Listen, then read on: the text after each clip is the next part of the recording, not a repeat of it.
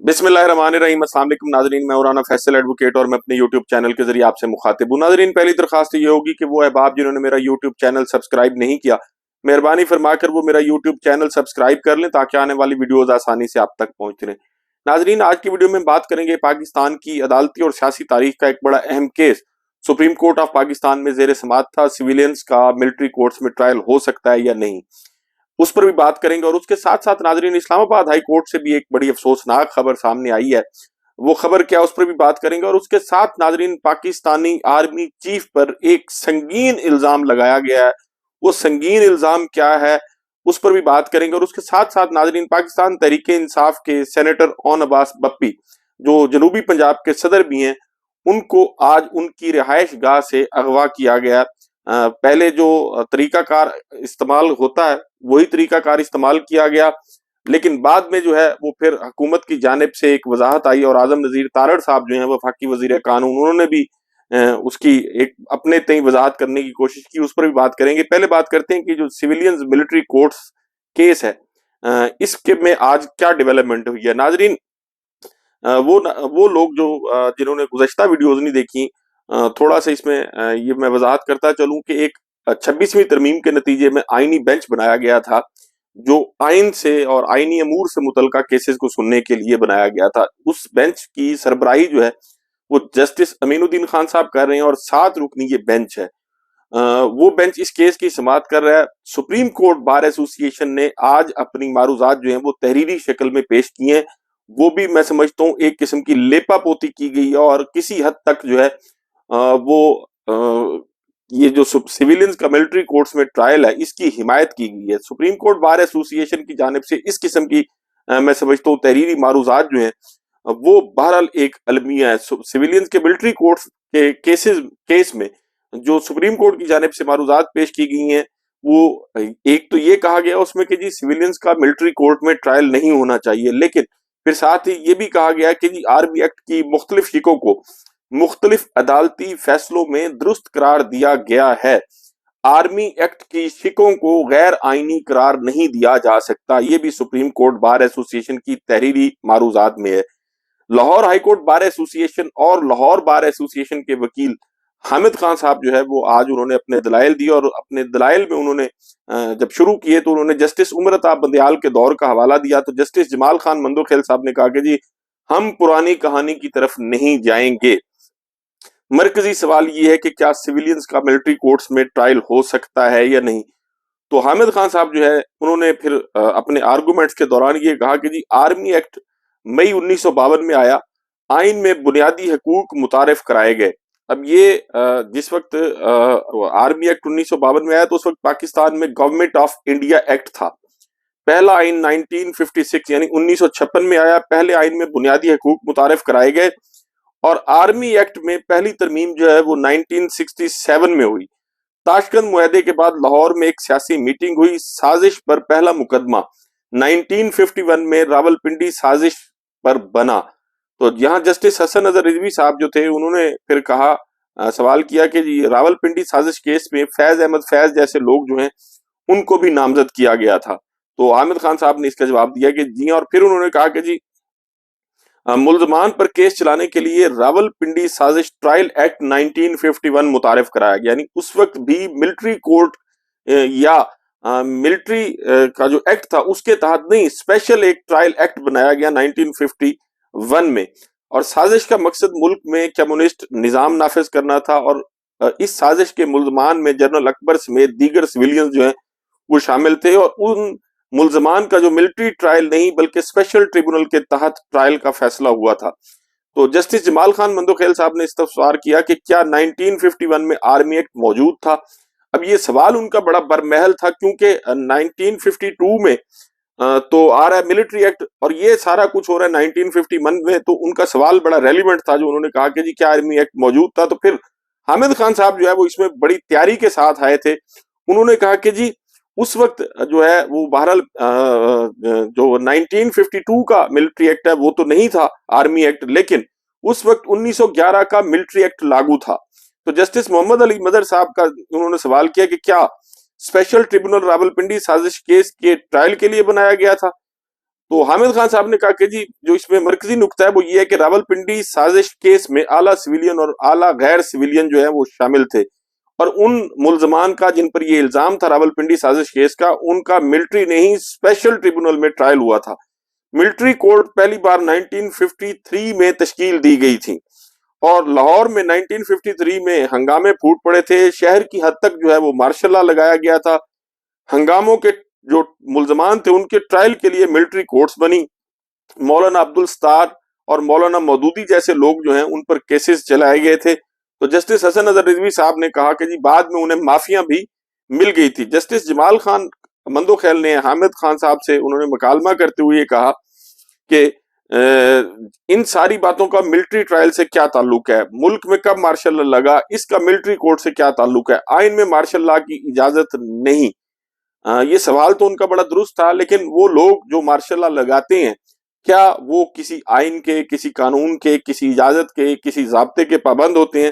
تو حامد خان صاحب نے کہا کہ جی کوئی نہ کوئی طریقہ جو ہے وہ بہرحال نکال لیا جاتا ہے۔ سپریم کورٹ فیصلے سے مارشل لا کا راستہ بند ہوا۔ جسٹس محمد علی مظہر صاحب نے کہا کہ جی آئین میں مارشل لا کا کوئی ذکر نہیں ہے، مارشل لا ماورائے آئین اقدام ہوتا ہے۔ تو اس دوران جو ہے وہ کورٹ میں وقفہ بھی ہوا، اور پھر وقفے کے بعد جو ہے جسٹس جمال مندوخیل صاحب جو ہیں انہوں نے کہا کہ جی مارشل لا کے اقدام کی جو جتنی توثیق کی گئی ہیں ان میں عدلیہ کا بھی کردار ہے۔ ویسے یہ بڑا انہوں نے یوفیمائز کیا، عدلیہ کا میں سمجھتا ہوں انتہائی شرمناک اور مکروہ کردار رہا ہے مارشل لا کی توثیق میں، لیکن انہوں نے کہا صرف یہ حد تک، انہوں نے اس حد تک بات کی کہ جی کردار رہا ہے۔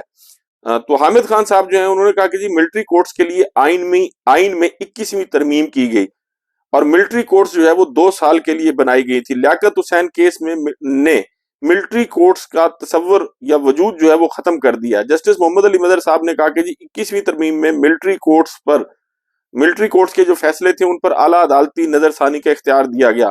حامد خان صاحب نے کہا کہ جی 21ویں ترمیم میں 2 سال کی شرط نہ ہوتی تو یہ ترمیم جو ہے وہ کل عدم قرار پاتی، یعنی اس ترمیم کو نل اینڈ وائڈ ڈکلیئر کر دیا جاتا۔ ترمیم سے عبوری ملٹری کورٹس بنائی گئیں۔ 21ویں ترمیم میں جنگی حالات کے الفاظ استعمال ہوئے۔ سپریم کورٹ کے 2009 کے فیصلے نے مارشل لا کا راستہ بند کر دیا، اور سپریم کورٹ 2015 کے فیصلے سے ملٹری کورٹس کا راستہ بند کر دیا گیا۔ جسٹس جمال خان مندوخیل صاحب نے سوال کیا کہ اگر یہ بڑا ایک اہم سوال تھا ان کی جانب سے جو کیا گیا، انہوں نے کہا کہ جی اگر ملٹری کورٹس کے لیے آئینی ترمیم آ جائے تو آپ کا موقف کیا ہوگا؟ تو حامد خان صاحب نے کہا کہ جی ہمیں تو 2 سال کے لیے پوری ملٹری کورٹس تسلیم نہیں تھی، تو ہم اس کو کیسے تسلیم کریں گے؟ اور پھر انہوں نے یہ بھی کہا کہ جی ملٹری کورٹس جو ہے وہ جوڈیشل باڈی نہیں ہے، ملٹری کورٹس میں جو دستیاب بنیادی حقوق ہیں وہ ملٹری ٹرائل میں واپس لے لیے جاتے ہیں۔ جمہوریت میں ملٹری کورٹس کا کوئی تصور نہیں ہے۔ جسٹس سیٹھ وقار نے ملٹری کورٹ سے جو جن ملزمان کو سزائیں سنائی گئی تھیں ان کو کالعدم قرار دے دیا گیا تھا۔ ملٹری کورٹس جو ہیں ان کی سزائیں کالعدم قرار دی تھی انہوں نے، اور پھر انہوں نے جسٹس وقار کے متعلق، سیٹھ وقار کے متعلق یہ بھی کہا کہ وہ بڑے گریٹ جج تھے۔ حامد خان صاحب نے مزید یہ بھی کہا کہ عام شہریوں کے ٹرائل سے متعلق آرمی ایکٹ میں ترمیم 1967 میں آئی، اس وقت غیر معمولی حالات تھے، مشرقی پاکستان میں خانہ جنگی کی کیفیت تھی۔ 1967 کے بعد 1973 میں پاکستان میں متفقہ آئین آ گیا۔ 1973 کا آئین آ جانے کے بعد ماضی کی باتیں غیر متعلقہ ہو گئی ہیں۔ جسٹس امین الدین خان صاحب نے ریمارکس دیے کہ 1973 کے آئین میں ماضی کے قوانین کو اسی شکل میں تسلیم کیا گیا ہے۔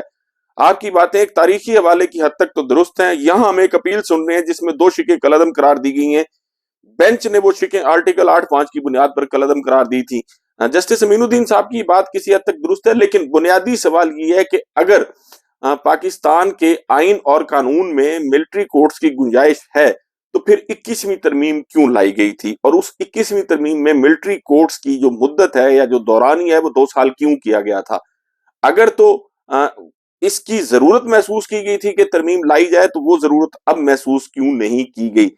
لیکن پاکستان میں چونکہ اس وقت جو ہے وہ کورٹس بھی مینیج ہیں، پاکستان میں وکلا تنظیمیں جو ہیں ان کو بھی مینیج کر لیا گیا، صحافی جو ہیں وہ پیکا کے ذریعے قابو کر لیے گئے ہیں، تو اس کیس میں بھی لگتا نہیں ہے کہ کوئی اچھا فیصلہ آئے گا۔ لیکن وہ کہتے ہیں کہ امید پر دنیا قائم ہے۔ اور اس کے ساتھ ساتھ ناظرین، اسلام آباد ہائی کورٹ میں لاپتہ افراد کے درجنوں کیسز جو ہیں وہ زیر سماعت تھے، اور ایک اسپیشل بینچ بنایا گیا تھا اسلام آباد ہائی کورٹ کا. 8 ماہ کے بعد وہ بینچ جو ہے اب ٹوٹ گیا. ان میں سے ایک جسٹس ارباب محمد طاہر صاحب جن کا تعلق جو ہے وہ بلوچستان سے ہے اور وہ ان ججز میں شامل تھے 6 ججز میں جنہوں نے سپریم کورٹ آف پاکستان کو خطوط بھی لکھے تھے. انہوں نے بینچ میں جسٹس ارباب محمد طاہر نے بینچ میں بیٹھنے سے معذرت کی ہے اور اب یہ بینچ جو ہے وہ ٹوٹ گیا. جسٹس محسن کیانی صاحب کی سربراہی میں یہ سماعت کر رہا تھا بینچ, اور اب نئے بینچ کی تشکیل کے لیے فائل جو ہے وہ چیف جسٹس کو بھجوا دی گئی ہے. لاپتہ افراد کے بڑی تعداد میں کیسز جو تھے وہ سماعت کے لیے مقرر تھے, اور 8 ماہ سے یہ آپ ظلم یہ دیکھیں کہ سماعت ہو رہی ہے 8 ماہ سے لاپتہ افراد. 8 گھنٹے بھی اگر کسی شخص کا کوئی پیارا بچھڑ جائے, لاپتہ ہو جائے, جس کا پتہ نہ ہو کہ وہ کہاں ہے, کس حال میں ہے, زندہ بھی ہے یا مر گیا ہے, یہاں 8 مہینے سے بینچ جو ہے وہ سماعت کر رہا تھا. اور اب اس بینچ کے بھی ایک جج جو ہیں انہوں نے معذرت کر لی اور بینچ میں بیٹھنے سے انکار کر دیا. ایک اور لاہور ہائی کورٹ کے جج جو ہیں جسٹس چودھری عبدالعزیز صاحب, انہوں نے بھی کچھ وجوہات کی بنیاد پر جو ہے وہ اپنے عہدے سے استعفیٰ دے دیا ہے. وجوہات کیا ہوں گی اس کا اندازہ لگانا بہت زیادہ مشکل نہیں ہے. ججز سے اپنی مرضی کے فیصلے کروانے کے لیے ان کو دھمکایا جاتا ہے پاکستان میں کچھ لوگوں کی جانب سے, کچھ اداروں کی جانب سے. جو کمزور ججز ہوتے ہیں وہ تو پھر پرانی تنخواہ پہ کام کرتے رہتے ہیں, لیکن جو تھوڑا سا دلیر آدمی ہوتا ہے, جو اصولوں پر ڈٹ جانے والا آدمی ہوتا ہے, جیسے شاہد جمیل صاحب تھے, یہ گزشتہ 2 سالوں میں جو ہے یہ دوسرا استعفیٰ ہے جو لاہور ہائی کورٹ کے کسی جج کا آیا. اب دیکھتے ہیں کہ یہ جو ہے لاپتہ افراد کے کیسز سماعت کرنے والا بینچ جو ہے وہ کب کانسٹیٹیوٹ کیا جاتا ہے اور ان میں کون کون سے ججز شامل ہوتے ہیں. لیکن یہ ساری چیز جو ہے وہ بہرحال بڑی افسوسناک ہے. اس کے ساتھ ساتھ ناظرین ایک اور بڑا پاکستان کے آرمی چیف پر سنگین الزام لگایا گیا ہے. ناظرین, اپوزیشن کے جو لوگ ہوتے ہیں وہ تو بہرحال حکومتی لوگوں پر, وزیر اعظم پر, وزراء پر, پولیس پر اور دیگر قانون نافذ کرنے والے اداروں پر وہ الزامات لگاتے ہیں. جیسے پاکستان تحریک انصاف کی قیادت خصوصاً عمران خان صاحب جو ہے وہ جنرل باجوہ کا نام لیتے رہے ہیں رجیم چینج سازش کے حوالے سے. اب جو ہے وہ پاکستان کے وزیر دفاع خواجہ آصف صاحب نے پاکستان کے سابق آرمی چیف جنرل باجوہ پر بڑا ایک سنگین الزام لگایا. میں اس الزام کو سنگین بھی نہیں بلکہ انتہائی سنگین سمجھتا ہوں. انہوں نے کہا کہ جی جنرل باجوہ, جنرل فیض اور عمران خان نے دہشت گردوں کو پاکستان میں واپس بسایا. جنرل فیض حمید جو ہیں وہ گرفتار ہیں. جنرل باجوہ سے پوچھا جائے کہ ان دہشت گردوں کو کیوں بسایا.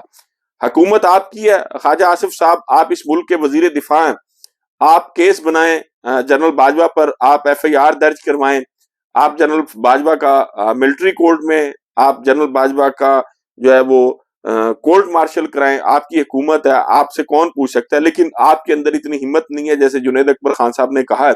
جنرل باجوہ جو ہے وہ چونکہ اب واقفان حال یہ کہتے ہیں کہ سارا کچھ کرنے والے وہ تھے اور آپ کو لے کے بھی وہی آئے, چھوٹے بھائی کو اور بڑے بھائی کو, اور پھر ان کے ساتھ جو ہے وہ آپ جیسے لوگ بھی آ گئے. تو آپ کی حکومت ہے, آپ حوصلہ کریں, کوشش کریں.